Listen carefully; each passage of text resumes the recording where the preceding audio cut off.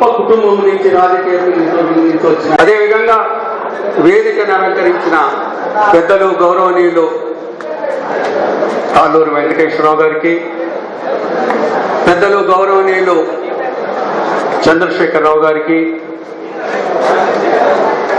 వేదిక క్షమించాలి వేదిక పెద్ద ఉంది అందరి పేర్లు ప్రస్తావించలేదని తప్పుగా భావించకండి. అదేవిధంగా ఈరోజు ఈ కార్యక్రమాన్ని జయప్రదం చేయడానికి వచ్చిన టీఆర్ఎస్ కార్యకర్తలందరికీ, పత్రికా ప్రతినిధులందరికీ నా హృదయపూర్వక నమస్కారాలు తెలియజేస్తున్నాను. ఈరోజు దాదాపు 10 నియోజకవర్గాలలో విస్తృత స్థాయి సమావేశాలను ఏర్పాటు చేసుకోవడం జరిగింది. నేను ప్రత్యేకంగా ఈరోజు కొత్తగూడెం నియోజకవర్గానికి రావడానికి 2 కారణాలు. ఒకటి, వెంకట్రావు గారి ఆప్యాయతమైన ఆహ్వానం. రెండోది, రాష్ట్ర పార్టీ ప్రత్యేకమైన ఆదేశాల మేరకు నేను ఇక్కడికి రావడం జరిగిందని మీతో మనం చేస్తాను.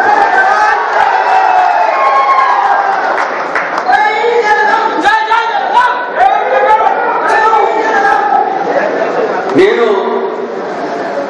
వయసులో వెంకట్రావు కన్నా చాలా పెద్దోడిని అనుకుంటాను. 20-25 సంవత్సరాల పెద్దోడిని అనుకుంటాను. మా కుటుంబం జలగం కుటుంబానికి ఒక ఫ్యాన్. నేను ఈ మధ్యకాలంలో వెంకట్రావు గారికి నేను ఫ్యాన్ అయిపోయాను.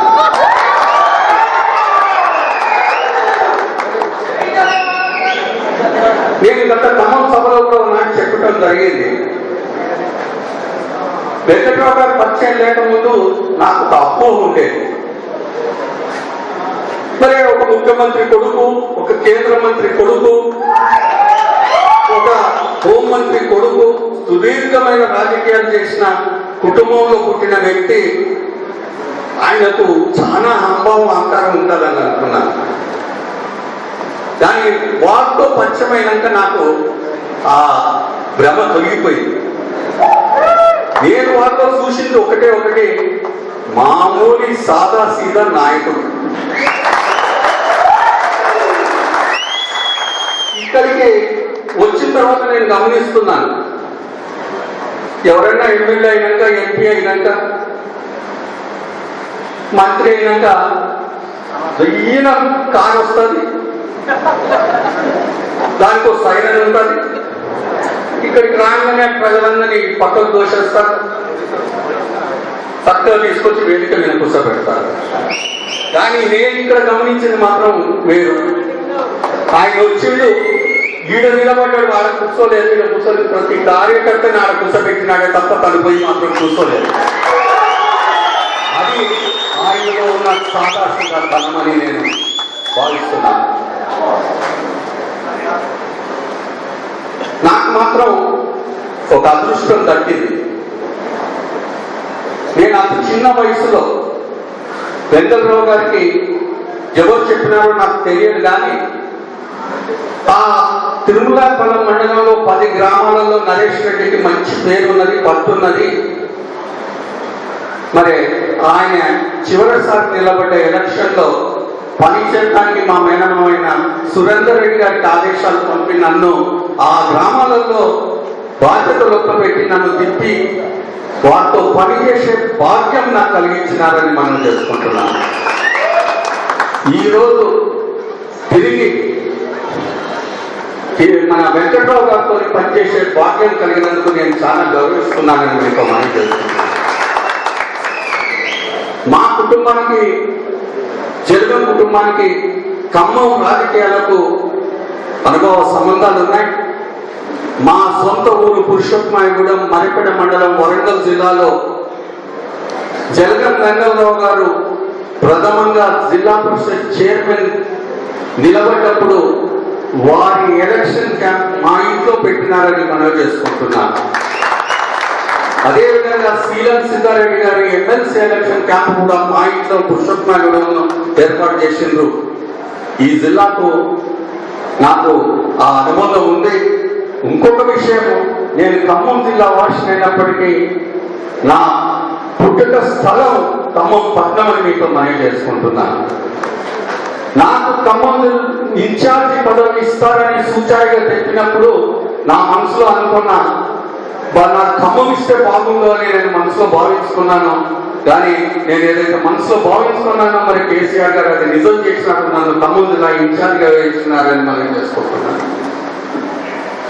ఇప్పటికీ నేను ఒక్కసారి అనుకుంటాను, మరి ఖమ్మం జిల్లాలో పుట్టినాను, నేను ఖమ్మం జిల్లా వాసిని అయితే నేను ఎంతో అదృష్టవంతుని అనుకున్నాను. ఈ ఖమ్మం జిల్లా రాజకీయంగా ఒక గొప్ప జిల్లా, భౌగోళికంగా గొప్ప జిల్లా, మరి పారిశ్రామికంగా గొప్ప జిల్లా, మరి వ్యవసాయ రంగంలో గొప్ప జిల్లా. ఈ ఖమ్మం జిల్లా వాసిని అయితే నేను చాలా తృప్తి పడేవాడిని నేను భావిస్తున్నాను. అయినా నా జీవితం ఇంకేమన్నా పొడిగిస్తే తప్పకుండా 10 ఎకరాలు ఖమ్మం జిల్లా కొనుక్కొని ఖమ్మం జిల్లా వాసిని మనకు అనిపించుకుంటాననే భావన నాలో ఉన్నదని మేము అర్థం చేసుకుంటున్నాం. సరే, సబ్జెక్టు పోదామంటే ముఖ్య అతిథికి అతిథులకు కొద్ది ఇబ్బందికరమైన పరిస్థితి. అది ప్రత్యేకంగా ఖమ్మం జిల్లాలో ఇంకా ఇబ్బందికరమైన పరిస్థితి. ఎవరిని మందలించినా గొప్ప వక్తలే ఉంటారు. మాకు సబ్జెక్ట్ లేచారు మీతో మనం చేసుకొని నా ఉపన్యాసాన్ని ముగిస్తానని మీతో మనం చేసి, ఒకటి, మరి కేసీఆర్ గారు ఒక గొప్ప నాయకుడు, భారతదేశంలో ఈరోజు ఒక గొప్ప యువకర్తగా మరి పేరు తెచ్చుకున్న నాయకుడు. ఈరోజు మరి ఆయన చేస్తున్న ప్రతి కార్యక్రమం కూడా యావత్ భారతదేశంలో ఇతర ముఖ్యమంత్రులు కానీ ప్రధానమంత్రులు కానీ తెలుసుకొని దాని గురించి వాకౌట్ చేసి వాళ్ళ రాష్ట్రాలలో ఇంప్లిమెంట్ చేయడానికి ప్రయత్నం చేస్తున్నటువంటి గొప్ప మరి విజన్ గల నాయకుడు అని మీతో మనం చేసుకుంటున్నాను. మరి ఆయన చేతిలో మనం ఈరోజు ఎంతో మంది యావత్ తెలంగాణ 4.5 కోట్ల ప్రజానీకం సకల జనులని ఏకం చేసి ఎంతో మంది త్యాగాలను బలంగా పెట్టి ఈరోజు మనం తెలంగాణ సాధించుకోవడం జరిగింది. దానికి తగ్గట్టు ఇప్పుడు భక్తులు మాట్లాడినట్టు ఈ తెలంగాణ భవిష్యత్తును కూడా యావత్ తెలంగాణ ప్రజానీకం ఈరోజు టీఆర్ఎస్ పార్టీ కేసీఆర్ గారి నాయకత్వంలో ఆయనకు ఉపయోగించడం జరిగిందని మనం చేసుకుంటున్నాం.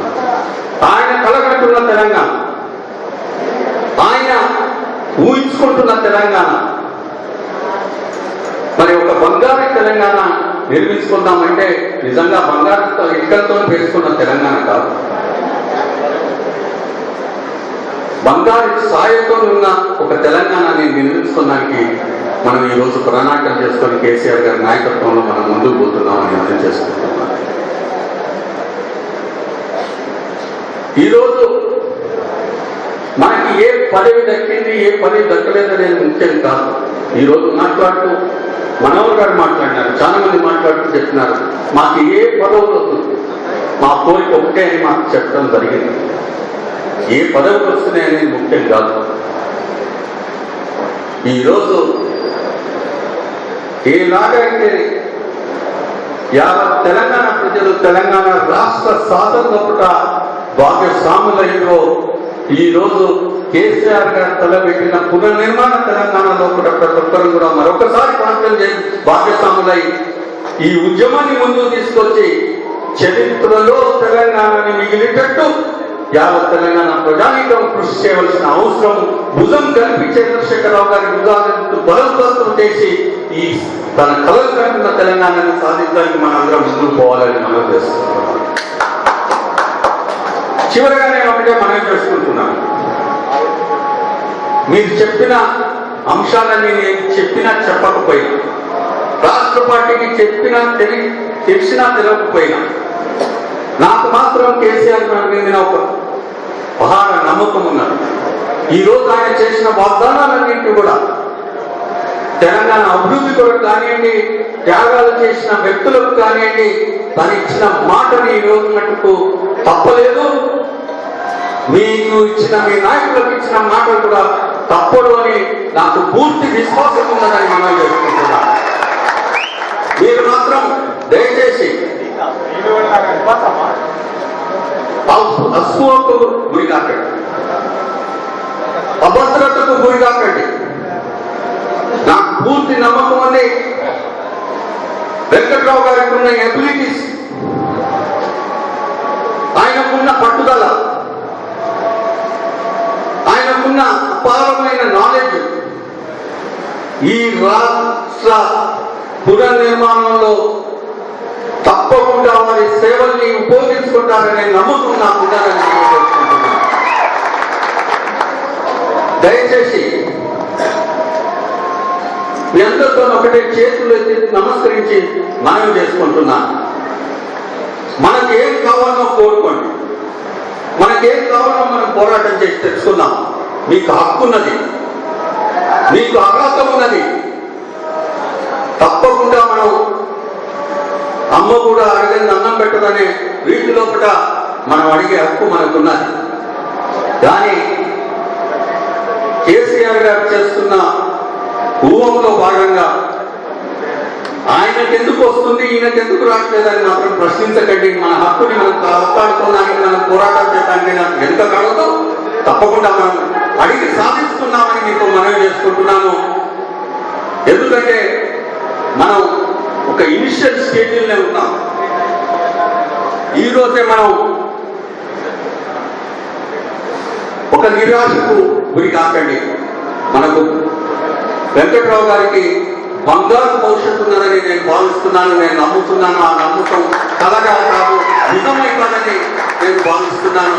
తప్పకుండా మీ భావనలన్నింటినీ కూడా నాకు కేసీఆర్ గారితో పంచుకోవడానికి అవకాశం దొరకంగానే తప్పకుండా వారికి ఇక్కడున్న మనోభావాలన్నింటి కూడా తెలియపరుస్తానని ఈ సభాముఖంగా మీకు తెలియపరుచుకుంటూ, రేపు కేసీఆర్ గారు తలపెట్టిన 2 చరిత్రాత్మకమైన కార్యక్రమాలు, ఒకటి నిన్నటి సమావేశం, మరి అదేవిధంగా మరుసటి రోజు బహిరంగ సభని జయప్రదం చేయడానికి మరి మీరంతా కంకణం కట్టుకొని, నేను ప్రత్యేకంగా వెంకట్రావు గారికి చెప్పనక్కర్లేదు.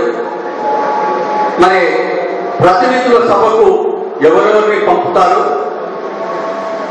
మరి పంపిన తర్వాత సమయం లేదు, తెల్లారి బహిరంగ సభ, పెద్ద సంఖ్యలో కార్యకర్తల్ని తరలించవలసిన అవసరం ఉంది. ఇక్కడ కార్యకర్తల్ని తరలించే కార్యక్రమం మరి సమర్థుల చేతిలో పెట్టి, మరి ప్రతినిధుల సభకు కొంతమందిని నామినేట్ చేస్తే బాగుంటుందని నేను భావిస్తున్నాను. ఏదేమైనప్పటికీ నాకు పూర్తి విశ్వాసం ఉంది, వారి నాయకత్వంలో మరి కొత్తగూడెం నియోజకవర్గం, మరి జిల్లాలో ఉన్న వారి అభిమానులందరినీ కూడా కూడీకరించుకొని ఈ 2 కార్యక్రమాన్ని, 2 సభల్ని జయప్రదం చేస్తారని మరి కోరుకుంటూ, ఈ అవకాశం ఇచ్చిన మీ అందరికీ ధన్యవాదాలు తెలియజేసుకుంటూ, వేదికను అలంకరించిన పెద్దలకు, మా తోటి కార్యక్రమం చాలా సంగతులు ఇంకా మాట్లాడుతున్న అవసరం ఉంది.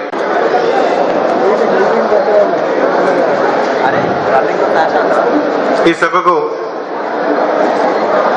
నా ఆహ్వానం మన్నించి వచ్చిన మన జిల్లా ఇన్ఛార్జ్ నరేష్ రెడ్డి గారికి,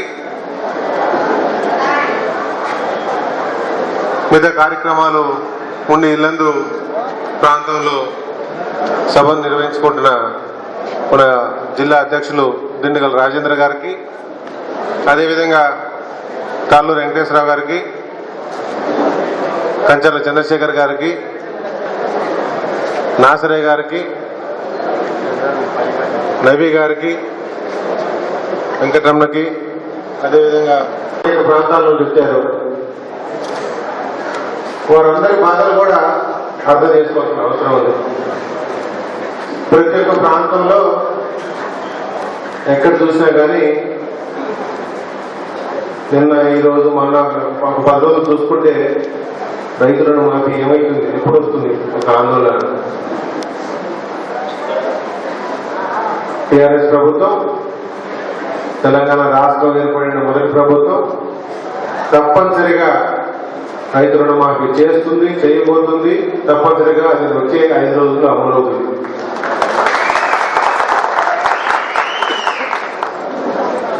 రుణమాఫీ నేను కొంచెం కొన్ని పేపర్లు చూస్తుంటే షరతులు లేకుండా ఇచ్చేయాలా అనేవి ఎక్కడో హెడింగ్ జరిగారు.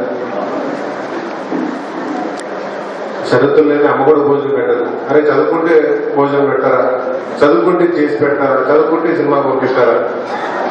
అట్లాంటి అమ్మే ఉంటే ప్రభుత్వం నిర్వహిస్తున్నప్పుడు షరతులు లేకుండా ఏ విధంగా ఇవ్వగలరు? షరతులు ఏంటి? కుటుంబానికి ఒక లోన్ ఉండాలి, అదొక షరతు. తప్పేం లేదే.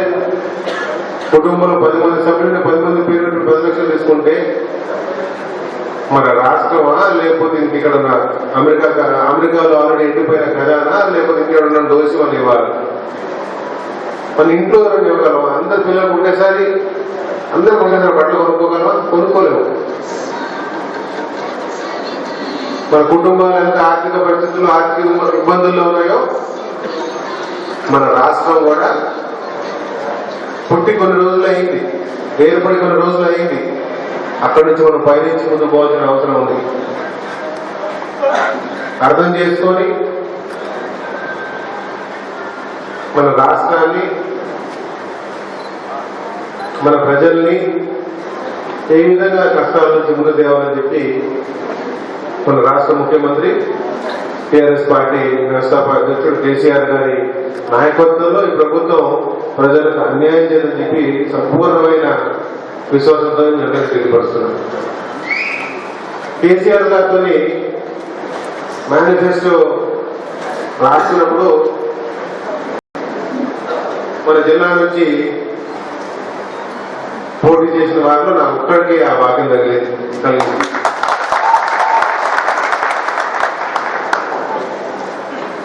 మన జిల్లా గురించి వాస్తవంగా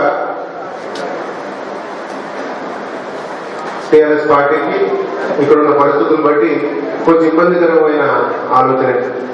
ముందుకు పోవాలా, ముందుకు పోవడానికి ఎవరు లేరు. వెనకకి రావాలా, ఎందుకు రాసింది ముందుకు పడలేదని ప్రశ్న. దాదాపు 2.5-3 సంవత్సరాల నుంచి ఎన్నోసార్లు టిఆర్ఎస్ పార్టీ నాయకత్వంలో హరీష్ గారు కానీ, ఇంకా మిగతా పెద్దలు కానీ, కేసీఆర్ గారు కానీ కలవడం జరిగింది. అంటే మా పార్టీలోకి ఎందుకు రావాలి? ఎప్పుడూ ఒకటే ఆలోచన లేదు. ఖమ్మం జిల్లాలో పుట్టిన ఎవడైనా కానీ, ఖమ్మం జిల్లాలో నివసిస్తున్న ఎవరైనా కానీ ఎప్పుడు ఎవరు మోచి నీళ్ళు తాగకూడదు. చాలా రాజకీయాల్లోకి వచ్చినప్పటి నుంచి అదే ఆలోచన. మన అభివృద్ధి మనం చేసుకోవాలి, మన జిల్లా ఎందుకు ముందుకు పోకూడదు. తప్పేం లేదు, మిగతా జిల్లాతో మనం పోటీ పడాలా, మనం అభివృద్ధి పొందాలా. అంతేగాని ఎవరు మోచి నీళ్లు తాగి మనం బాగుపడాలని చెప్పి ఆలోచనతో ఖమ్మం జిల్లాలో ఎవరు లేరని చెప్పి సభాపరంగా తెలియజేస్తున్నారు. ఇక్కడ ఒకరోజు ప్రకటన చేస్తుంటే ఒక ఎలక్షన్ లో వరంగల్ జిల్లాలో ఉన్న వర్ధనపేట నియోజకవర్గానికి ఉప ఎన్నికలు నడుస్తుంటే ఆ జిల్లాకి ఆ నియోజకవర్గానికి ఇన్ఛార్జిగా వేయడం జరిగింది. అక్కడ వెళ్తుంటే ఎందుకో జామకాయలు అమ్ముతున్నాడు కదని చెప్పి మరిపడి ఆగటం జరిగింది. అక్కడ మాటలు వింటే కొంచెం బాగా అనిపించింది. ఎక్కడి నుంచి అమ్మే అతను అడిగాడు మా డ్రైవర్, ఎందుకు కాము కదా అసలు ఏమవుతుంది, ఏం చెప్తారా? ఖమ్మం నుంచి వచ్చారు. అచ్చా మీరు ఆంధ్ర వాళ్ళ? అదేమో అంత అక్కడి నుంచి వచ్చాం, అప్పుడే ఆంధ్ర వేసి కొన్ని రోజులు మనకు నడుతుంటే మళ్ళా ఎందుకో సత్తుపల్లిలో పార్క్ నిర్మాణం చేస్తుంటే నాన్నగారి పేరు సర్దార్ జలగంగలో పార్క్ అని చెప్పి వాళ్ళకి స్టాచ్యూ పెట్టి వాళ్ళ పార్క్ నిర్మాణం చేస్తుంటే కడియానికి చెట్లు తెద్దాం పోయి రాజమండ్రి దగ్గర పోతే ఎక్కడో వచ్చారంటే ఖమ్మం, మళ్ళీ సన్నివేశం. మీరు తెలంగాణ వాళ్ళ అంటే మన ఎటు ఇట అట ఎవరు మనల్ని ఆదుతున్నారు, రేపు పొద్దున్న ఎవరు మనల్ని చూడకపోతే మన పరిస్థితి ఏంటి? ఈ జిల్లాలో మనం నవ్వుకున్నా కానీ అన్ని కుటుంబాలు ఆలోచించేది ఇది ఒక అంశమే. మనల్ని ఆదుకునేవారు ఎవరు? మన నమ్ముతారా? వీళ్ళు నమ్మరు, వాళ్ళు నమ్మరు, మన పరిస్థితి ఏమవుతుంది? ఇవన్నీ ఇబ్బందుల నుంచి దూరం చేయాలని చెప్పి శాసనసభ్యులు గారు చాలా ఇబ్బందికరమైన పరిస్థితి. ఎందుకంటే మన జిల్లా సస్యశ్యామలం కావాలంటే నీళ్లు రావాలి. నాగార్జున సాగర్ నీళ్లు ఆల్రెడీ వస్తున్నాయి, కానీ నాగార్జున సాగర్ నీళ్లు మనకు రావాల్సిన వాటాలో రాటలా. నల్గొండ జిల్లా నుంచి ప్రతి సంవత్సరం పోరాటం పోయి ప్రతి సంవత్సరం అప్పుడు ముఖ్యమంత్రి గారు రాజశేఖర రెడ్డి గారు కూర్చున్నటువంటి సార్ నీళ్లు రానిట్లేదు, ఎందుకంటే జానారెడ్డి గారు అక్కడ ఆపుతున్నాడు సార్. ప్రతి సంవత్సరం పోరాటం నీళ్లు తెచ్చుకున్నాం. అంత చేసినా కానీ మన జిల్లాలో పాలెం నుంచి వెంసూరు వరకు, వెంసూరు ఒక మొక్క కూడా 3 జోన్ కాబట్టి బెంగళూరు నీళ్ళు తెచ్చినా కానీ బెంగళూరు నియోజకవర్గమే జోన్ 2, జోన్ 3 కింద విభజించబడింది. పెనుపల్లికి కల్లూరు కింద భాగం జోన్ 3. వాళ్ళకి నీళ్ళు ఇప్పుడు ఇవ్వాలంటే దురదృష్టం. ఈరోజు సమావేశంలో చెప్తున్నారు, దొంగతనంగా మన జిల్లాలో మన వాళ్ళకి నీళ్ళు ఇవ్వాల్సిన పరిస్థితి. అట్లా చేస్తుంటే అరే మనం ఎందుకు చేయలేకపోతున్నాం సరిపోదు. చాలా నాకే అర్థం కాదు. నేను ఈ వాస్తవం ఇప్పుడు మీకు చెప్తే ఎలక్షన్లో నిల్చున్న వాళ్ళు, ఓడిపోయిన వాళ్ళు ఏం చేసుకోవాలో నాకే అర్థం కాదు. ఎందుకంటే నియోజకవర్గంలో 40% కూడా తిరగలా నేను, ఇంకా 50% తిరగాల్సి ఉంది. ఇంకా చాలా గ్రామాలకు పోలా, కానీ వస్తాను తప్పనిసరి పని చేస్తానని చెప్పి వాళ్ళు చెప్పా. ఆ నమ్మకం ఉంచారు వాళ్ళు. వాళ్ళకి 1000 దండాలు పెట్టగా సరిపోదు.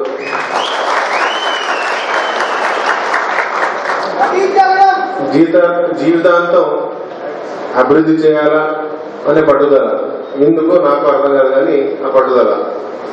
రాజకీయాల్లోకి నాన్నగారు చనిపోయిన తర్వాత రావడం జరిగింది. సో రాజకీయంగా వెంగళరావు నేర్పారు, ఏదో నేర్చుకున్నాడు. ఎప్పుడు రాజకీయం మాట్లాడుతుంటే బాబు రూమ్ నుంచి బయటికి పోలేదు. సో మా నాన్న రాజకీయం నేర్చుకుంది వెంగళరావు నుంచి ఏం లేదు. పద్ధతి, మాట ఇస్తే మాట నిలబడాలి, మాట నిలబడితే మన అవసరం లేదు.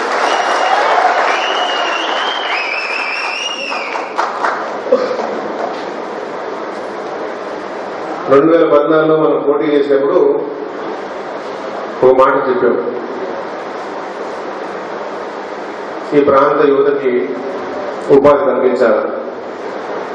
ఉపాధి ఎలా కలిగిస్తాం? ఇంటికి పోయినా ఏ తల్లి చూసినా ఎవరు చూసినా అయ్యా నా ఇంట్లో 2 పిల్లలు ఉన్నారు, వాడు చదువుకోవట్లేదు, చదువుకున్నాడు ఇంట్లో కూర్చున్నాడు, ఏం చేయాలో నాకు అర్థం కావట్లా.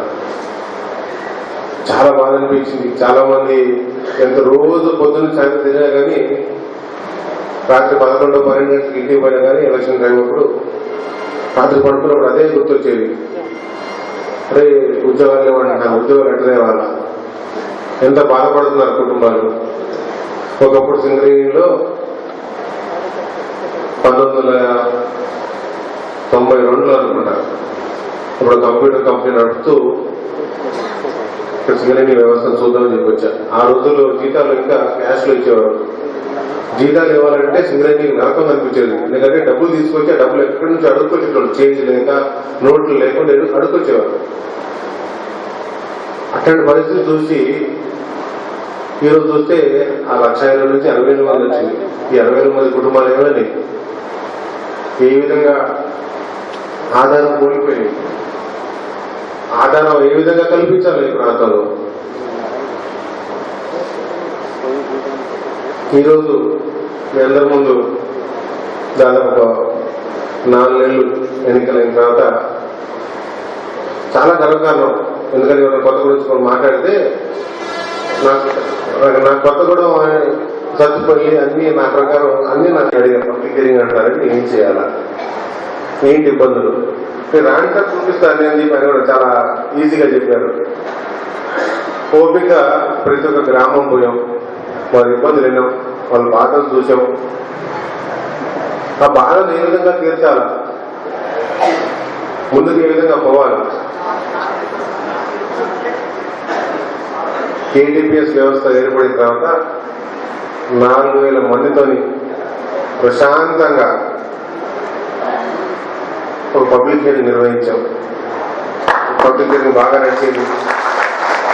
పబ్లిక్ హియరింగ్ లో ఉన్న అందరూ రాజకీయ పార్టీల నుంచి వచ్చిన వారు ఎవరెవరు వారి రిప్రజెంటేషన్స్ కొంతమంది మాట్లాడగలిగారు, కొంత రిప్రజెంటేషన్స్ ఇచ్చారు, అన్ని జరిగినాయి. ప్రతి ఒక్కరు ఒకటే ఆలోచన, ప్లాంట్ కావాలా, కానీ మాకు ఇబ్బందులు పడితే ఇబ్బందులు తీర్చలేదు. రాజకీయం మాట్లాడకపోతే మంచిదా? మా గతంలో ఉన్నాడు ఎందుకు తీర్చలేదు, ఎందుకు తీర్చలేకపోయారు? 349 మంది వీటీడీ మీద పనిచేస్తూ ఏదో ఒక పిచ్చి పిఎఫ్ నంబర్ లేదనే అంశంతో 4 నెలలు 5 నెలలు 6 నెలలు జీతాలు లేకుండా ఇంట్లో పడున్నారు. చెప్పాం తప్పనిసరిగా కావాలా. ఈరోజు చాలా సంతోషంగా ఉంది, ఆర్డర్ వచ్చింది నాకు తెలుసు, కానీ అందరూ పనులు వచ్చారు. అదేవిధంగా ఇంకా 44 మంది ఇంకా అనేక కేసులు ఉన్నాయి, ల్యాండ్ ఓనర్స్ ఉన్నారు. అందరికీ ఇప్పించే బాధ్యత తీసుకొని వాళ్ళందరితో టీచర్తో యాజమాన్యంతో ఒప్పించారు. మీరందరూ ఒప్పుకుంటేనే పంపించేద్దాం, లేకపోద్దు. ఎందుకంటే మాట నిలబెట్టుకోలేకపోతే మీరు పోతే నేను అందుకని మీరు చెప్పింది మాట ఇస్తే నిలబడాలి.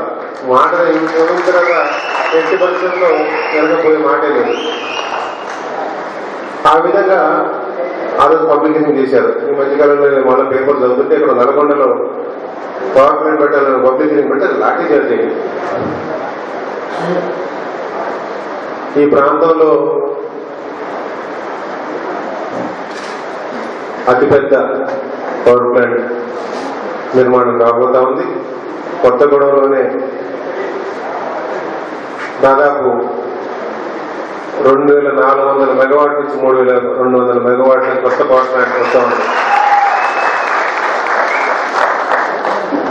కేసీఆర్ గారు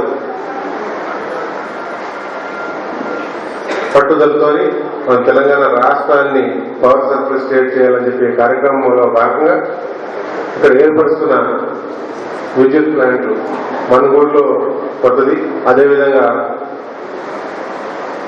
అశోకపురంలో కూడా ఆలోచిస్తున్నారు. దానికి అదనంగా మన కొత్తగూడెంలో అన్ని మెగావాట్ల పవర్ ప్లాంట్ ఉద్యోగాలు రావాలా. ఉద్యోగాలు రావాలంటే ఆ ప్లాంట్ కట్టే 2 సంవత్సరాలు మన పిల్లలందరూ కరెక్ట్గా చదువుకోవాలి. ఎగ్జామ్ పాస్ కావాలంటే మనం చదువుకోకుండా ఎగ్జామ్ పాస్ కాలేము. ఎగ్జామ్ పాస్ కాకుండా ఉద్యోగం రాదు. మన పిల్లలు ఉద్యోగం కావాలి. దయచేసి మిమ్మల్ని అందరినీ కోరేది ఒకటే, తప్పనిసరిగా మన పిల్లల్ని దాన్ని తయారు చేసే బాధ్యత మీ అందరితో పాటు నాది కూడా.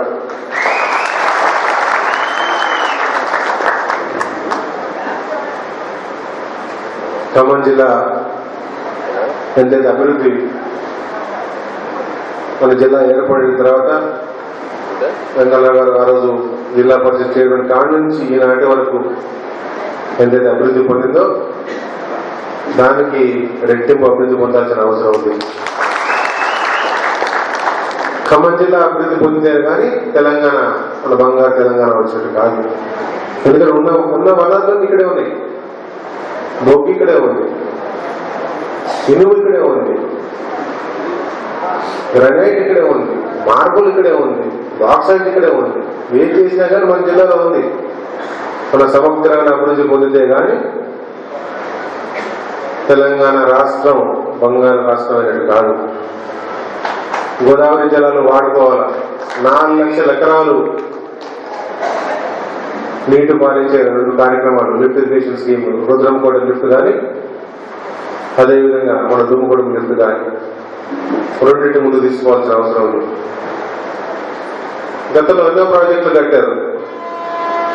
ఏ ప్రాజెక్టులు చూసినప్పుడు కూడా నరేష్ రెడ్డి గారు చెప్పినట్టు దాని పేరు వెంగళరావు పేరు కనపడుతుంది. ఎందుకంటే ఆ రోజుల్లో మరి ఎట్లా తిరిగారో ఏంటి నాకైతే అర్థం కాదు. కానీ మారుమూల ప్రాంతాల్లో తిరిగి అక్కడ రహదారులు కానీ, బ్రిడ్జులు కానీ, ఇరిగేషన్ ప్రాజెక్టు కానీ, దాంపేట ప్రాజెక్ట్ పోతే అసలు కథలు చెప్తారు. అన్నైతే వెంగళరావు ఒకరోజు పోతూ రోడ్డు కావాలా, ప్రాజెక్ట్ కావాలని చెప్పి అడిగారండి. వెనక్కి వచ్చేటప్పుడు చెప్పాలంటే వెనక్కి వచ్చేటప్పుడు మాకు పెద్దలందరూ కూర్చొని మాట్లాడుకొని మాకు ప్రాజెక్టే కావాలని చెప్పినట్టు ఈరోజు ఆ విధంగా అభివృద్ధి జరిగిన జిల్లా ఇది. అట్లాంటి జిల్లాని మనం అభివృద్ధి చేసుకోవాల్సిన, ఇంకా అభివృద్ధి చేసుకోవాల్సిన అవసరం ఉంది. మన పిల్లల్ని, మన కుటుంబాన్ని ఆర్థికంగా బలపరుచుకోవాల్సిన అవసరం ఉంది. కేసీఆర్ గారి నాయకత్వంలో మన రాష్ట్రాన్ని పవర్ సర్ప్లస్ చేసుకుంటూ అగ్రికల్చరల్ ప్రొడక్షన్లో కూడా సర్ప్లస్ చేసుకోవాల్సిన అవసరం ఉంది. అగ్రికల్చరల్ సర్ప్లస్ చేయకపోతే రేపొద్దున మన రాష్ట్రంలో మన తిండి పండించుకోగలిగిపోతే ఇంకో రాష్ట్రాల్లో ఇంకో దేశం నుంచి ఇంపోర్ట్ చేసుకునే ఆర్థిక సమ్మతం అనుకున్నారు. మన కుటుంబాలు పండించే ఎకరం అరెకరంలో ఈరోజు ఎక్కడైతే పండుతుందో దానికి 15% అదనంగా పండించాల్సిన అవసరం ఉంది. టెక్నాలజీ మారింది, వ్యవసాయ పరిస్థితులు మారినాయి, వర్షాకాలాలు మారినాయి. ఇవన్నిటికీ అనుగుణంగా మనం ముందుకు పోవాల్సిన అవసరం ఉంది. చాలా మంది ఆలోచిస్తున్నట్టు ప్లీనరీ గురించి మాట్లాడుతుంటే ప్లీనరీ ఇంకా ఉందంటున్నారు. ఎప్పుడు నేను ఏ డెవలప్మెంట్ చేయాలని చెప్పి చెప్తా ఉన్నాను.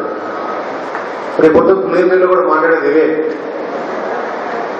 మన రాష్ట్రాన్ని మనం ఏ విధంగా అభివృద్ధి చేసుకోవాలా, మన ప్రాంతాన్ని మనం ముందుకు ఎలా తీసుకోవాలా, ముఖ్యమైన అంశాలు ఏంటి, పెన్షన్ ఏ విధంగా డిస్ట్రిబ్యూట్ చేసుకోవాలా, ఇవన్నీ కార్యక్రమాలు మనం పట్టుదలతోని నిర్వహించుకున్నాం. కొంతమంది దళారులు పెన్షన్ అర్హత లేని వాళ్ళకి గతంలో ఇప్పించిన దాఖలాలున్నాయి, అవన్నీ పోతాయి. అర్హులైన వారికి తప్పనిసరిగా పెన్షన్లు అందజేస్తాం. రేషన్ కార్డు అర్హులైన ప్రతి ఒక్కరికి 35 కేజీలు బియ్యం ఇప్పించాలని చెప్పి రాష్ట్ర ప్రభుత్వం కేసీఆర్ దాఖలు పెట్టే కార్యక్రమం తప్పనిసరిగా పట్టుదలతో నిర్వహించడం మనం చేయాల్సిన బాధ్యత కూడా ఉంది. ఈ మధ్యకాలంలోనే పెరగడప కానీ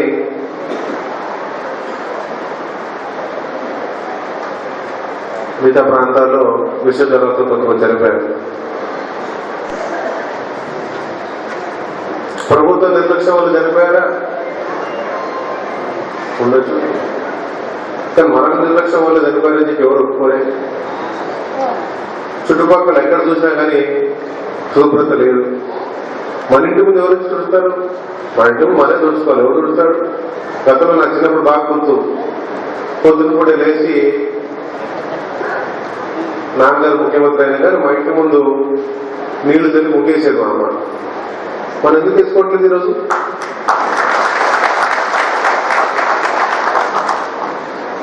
మన సాంప్రదాయాలు మారినాయి, హైటెక్ విధానాలు వచ్చినాయి. హైటెక్ విధానం అంటే మన చెత్త తీసి రోడ్డు పడేయడం కాదు, మనం శుభ్రత చేసుకోవాలి. చాలా జబ్బులు వస్తున్నాయి. మరి ఇవన్నీ మాట్లాడుతున్నాం. అక్కడేమో ప్రధానమంత్రి గారు చీపురు పట్టుకుని వస్తున్నాడు. తప్పు కాదు, మనం ఎందుకు చేసుకోవట్లేదు? నేను చెప్పా మున్సిపల్ చైర్పర్సన్ గారికి, కౌన్సిలర్లకి, మున్సిపల్ కమిషనర్కి, ఇక్కడ ఇంకా మన పార్లమెంట్ కమిషనర్ కూడా చెప్పారు. వస్తానని నేను కూడా పాల్పట్టుకుని చెప్పి ఏ రోజు వస్తా, ఎక్కడికైనా కుదరలేదు దిగుతాను, నాకు ఇబ్బంది ఏం లేదు. వాళ్ళకు ఉన్నట్టే నాకు చేతులున్నాయి, వాళ్ళకు ఉన్నట్టే నాకు కాళ్ళు ఉన్నాయి. బురదంటే నాకు అంటుంది, కడిగితే అది పోతుంది. ఇబ్బంది లేదు, పనిచేయాల్సిన అవసరం ఉంది. ఏ పనికి వెనకాడకుండా మన జిల్లా అభివృద్ధిలో మన కుటుంబాల ఆర్థిక అభివృద్ధి కోసం పనిచేసే ఆలోచనతో రాజకీయాల్లో రావడం జరిగింది.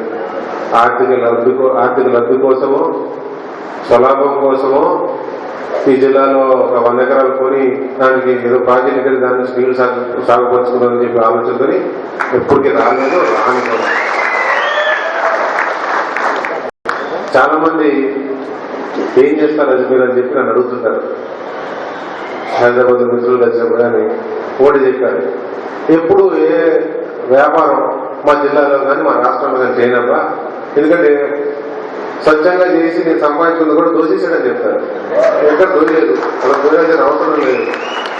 మంచో చెడ్డో అమ్మ నాన్న చదువు చెప్పించారు. అమ్మ చనిపోయిన చదువు కూడా నాన్న పట్టుదలతో చదువుకుంటానని చదివించారు. ఎవరికి చేయించి డబ్బులు ఇవ్వమని చెప్పి అడగాల్సిన అవకాశం ఇవ్వలేదు. చెడు అలవాట్లు ఏమి లేవు. మా గంగాధర్ ఒకటే చదవాలంటే చెప్తా ఉంటాడు, కొంచెం పాని తినమని చెప్పి ఇట్లాంటి తప్ప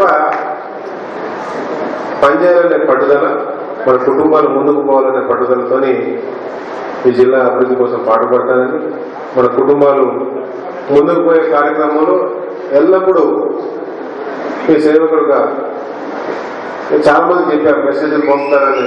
రోజుకి మెసేజ్లు వస్తున్నాయి, ఫోన్లు వస్తున్నాయి. అందరు ఎన్ని ఇబ్బందులు నా వల్ల అవుతాయి అన్ని ఇబ్బందులు దూరం చేస్తున్నారు. కానీ కొంతమంది ఏంటంటే ఏం సార్ మీరు అడావిడి లేదు, మీరు ఎందుకు చెప్పాలి, అంతమందికి ఎందుకు చేస్తున్నారు, చెప్పాల్సిన అవసరం లేదు. ఎందుకు చెప్పాలి? ఎవరితో ఏదో బాధ ఉంది, వాళ్ళ బాధ మీకు ఎందుకు చెప్పాలి? వాళ్ళ బాధ దూరం చేసే బాధ్యత కానీ తప్పనిసరిగా దూరం చేస్తారు. కొన్ని బాధలు దూరం చేయలేదు, అది కూడా చెప్తారు, చేయలేదు.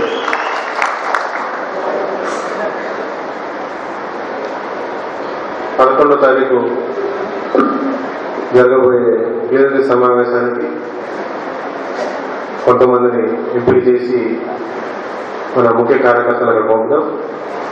అదేవిధంగా 12వ తారీఖు నిర్వహించే సభకి మనందరం హాజరై పెద్ద ఎత్తున మనతో పాటు అందరు కార్యకర్తలు తీసుకెళ్లి మన ప్రజలను తీసుకెళ్లి ఆ సభను విజయవంతం చేద్దాం. ఈ విధంగా అయితేనే నాకు మనకు జిల్లా ప్రజల మీద అపారమైన నమ్మకం ఉంది.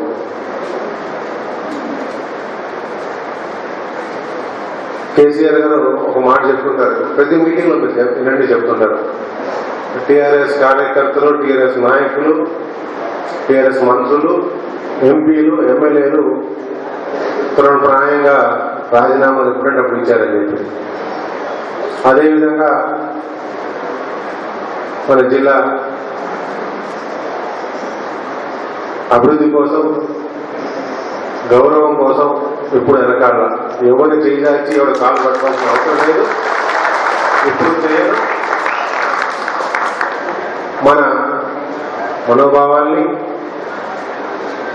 అదేవిధంగా మన పట్టుదలని, మన శక్తిని, యుక్తిని తప్పనిసరిగా మన నాయకత్వం సమర్థిస్తుందని, గుర్తిస్తుందని చెప్పి నాకు అపారమైన నమ్మకం ఉంది.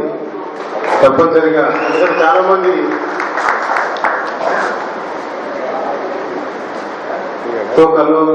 కలువగా ప్రతి ఒక్కరు దోచిందాలో మాట్లాడుతూ ఉంటారు. వాడు అట్లా ఇట్లా అట్లాంటివి ఏం జరగవు.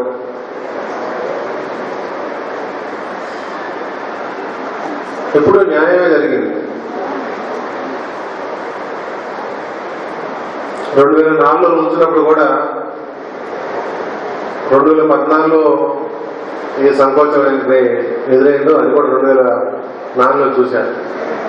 2004లో ఎన్నికల తర్వాత గెలుస్తాము, ఓడతాము. ఇంకో 4 రోజులుగా ఓటింగ్ అయిపోయినా కౌంటింగ్ గ్యాప్. దాని మధ్యలో వెంగళవారి జయంతి వచ్చింది. ముఖ్యమైన కార్యకర్తలు కొంతమంది పిలిచి భోజనం పెడదామని చెప్పి మా సినిమా తోటకి పిలిచి అందరినీ రుద్రాక్ష వాళ్ళు 2000 మంది వస్తారంటే 2500 మంది వస్తారని చెప్పి భోజనాలు తయారు చేస్తే ఆ రోజు 32,000 మంది వచ్చారు. ఏం చెప్పాలో నాకు అర్థం కాదు. ఆ రోజు తోటలో నాకు ఆయననే పోయి దాంతో పాటు బొచ్చాకిచ్చే కలపాలి.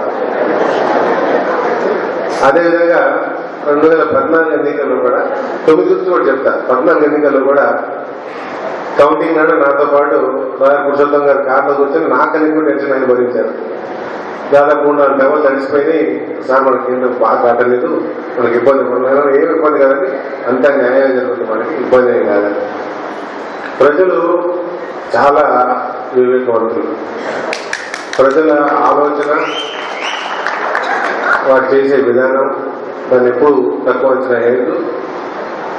చాలా మంది అనుకుంటారు ప్రజలకు ఓటింగ్ ఎట్టాలో చెప్పలేదు, ప్రజలకు ఓటింగ్ అయినా చెప్పక్కర్లా, వారికి ఏం చేయాలో వారు బాగా తెలుసు. 15 రోజుల్లో ఇక్కడ గెలిపించారు.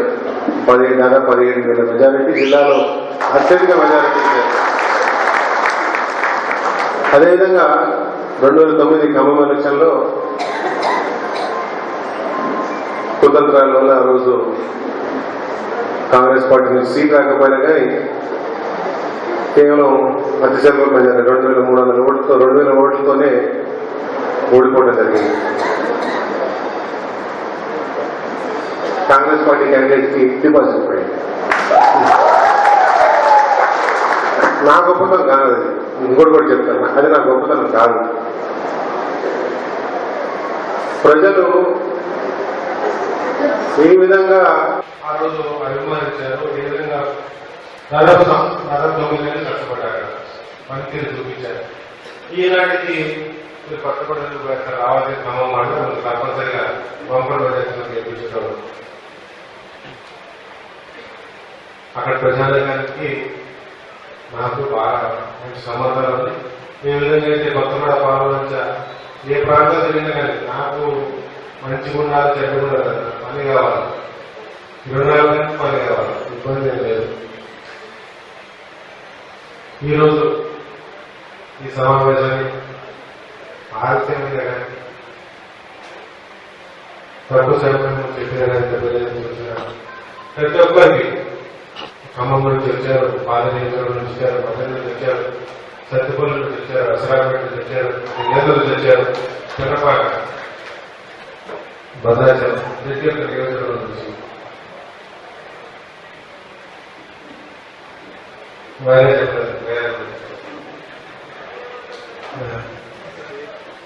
అంత పట్టుదలతో కుటుంబానికి సంబంధాలు మేము ఈ కుటుంబంలో సభ్యులని చెప్పి దేవుడు కూడా చెప్తారు. చాలా గర్వంగా అనిపిస్తుంది. ఎందుకంటే అది ఎన్ని లక్షల కోట్లు పెట్టినా కానీ ఆస్తి రాదు. ఆ ఆస్తి పెద్ద దగ్గర రాదు.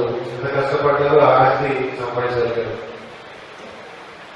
ఈరోజు నాకు బాధ్యత ఏంటంటే సేవలు చేసుకుంటూ ఆస్తిని కాపాడాలి. పెంచడం కష్టం కానీ ఆస్తిని కాపాడాలి. తప్పనిసరిగా మీరందరూ జగన్ కుటుంబం ప్రతిష్టని నేను బొమ్మ చేయకుండా తప్పులు ఏమైనా చేస్తుంటే నాకు చెప్తారని చెప్పి మంచి మార్గంలో నడుస్తున్నాను. ఎప్పుడైనా తప్పుదారి పట్టామని చెప్పి చెప్తారని చెప్పి, ఎందుకంటే చాలా మంది నేను గొప్పని చెప్పుకొని నేను గొప్ప దయచేసి తప్పు చేస్తే తప్పనిసరిగా చెప్పాల్సిన బాధ్యత అందరిపై ఉందని చెప్పి వెంటనే తెలియపరుస్తూ మరొకసారి ఈ సమావేశానికి వచ్చిన ప్రతి ఒక్కరికి శిరస్సు వచ్చి నమస్కరిస్తూ చదివించుకుంటాం. జై తెలంగాణ.